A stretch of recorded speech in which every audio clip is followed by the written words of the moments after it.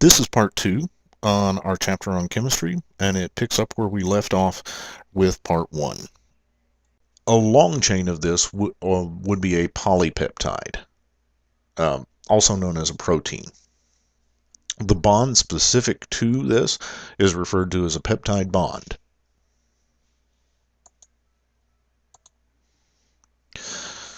Proteins have multiple levels of structure.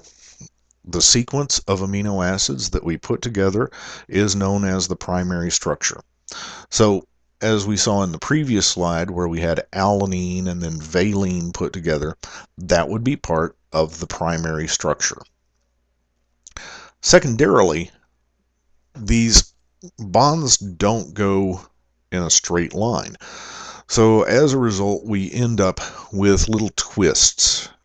And we have an alpha helix, which is one form of twist. We also have sometimes a pleated sheet, which is kind of just a wavy looking protein.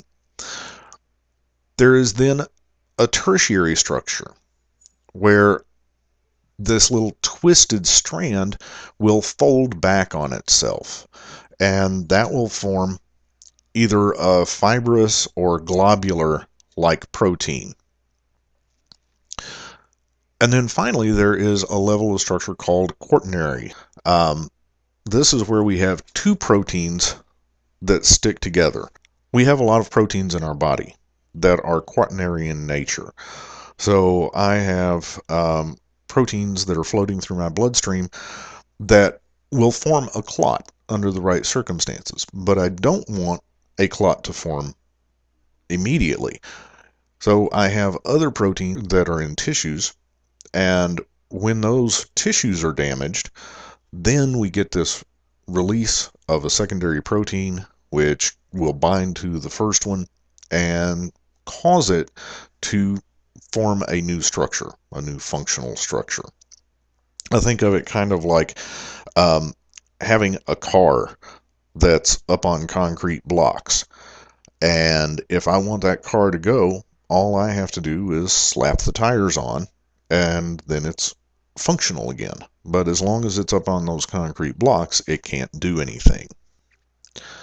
Nucleic acids, and they are composed of subunits called nucleotides. The nucleotides contain nitrogen, carbon, oxygen, and hydrogen. There's also a sugar that these nucleotides bind to, and it is a pentose sugar, which is either deoxyribose, which is in DNA, or ribose, which is in RNA. And then there is a phosphate group that attaches to this to form sort of a backbone to hold it all together.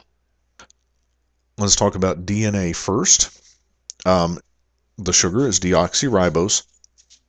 And I don't care if you know what is a purine and what is a pyrimidine, but there are 4 nucleic acids that we work with. And those are adenine, guanine, thymine, and cytosine. There is a different nucleic acid that replaces thymine in RNA. RNA has the sugar ribose. It has adenine, guanine, uracil instead of thymine, and cytosine. Now, the structure of DNA is that it is helical. It is a twist. And it forms this ladder-like structure because it has this thing called complementary base pairing. That is that we have one side of the ladder, the other side of the ladder, and the nucleic acids form the rungs. Now, the neat thing about this is that certain amino acids bind to other amino acids on the opposite side. So adenine will always bind to thymine, guanine will always bind to cytosine. And if we're making RNA, copying this to make RNA, then adenine will bind to uracil. There's an advantage to this because we can easily copy DNA so that when a cell divides, we can send the same information to both cells. And the way this happens is that this will unwind, and one of these uh, complementary strands will split off of the other.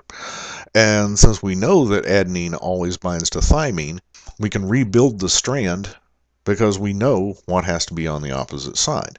So if I have a single strand of DNA that has adenine, thymine, cytosine, and guanine, I know, even if I don't have the opposite strand, that it should be thymine, adenine, guanine, and cytosine to match up. Now, this was a really, really quick review of some of the aspects of chemistry. Um, you should read through and understand this chapter. You will be responsible for the material in the text. Do know the key terms on page 56 of your text. Understand the levels of structure for proteins. Know the difference between an organic and an inorganic molecule. Know the basic organic macromolecules and their basic structure. I want you to know, for example, that nucleic acids consist of nucleotides, that nucleotides have carbon, hydrogen, oxygen, and nitrogen. If we have a long strand of nucleic acids, that we also have either a deoxyribose or ribose backbone with a phosphate group attached. There are additional materials off to the side in this presentation, and I urge you to click on those and play them through. What I've given you here is a very short outline of the major macromolecules. You really need to watch the video. It explains everything very well. There's a link to it on the right-hand side. One of the reasons that this particular presentation is as short as it is because I feel that the video presentation does a very good job of explaining the function of all of these molecules. Hopefully, this will be helpful to you, and thank you very much.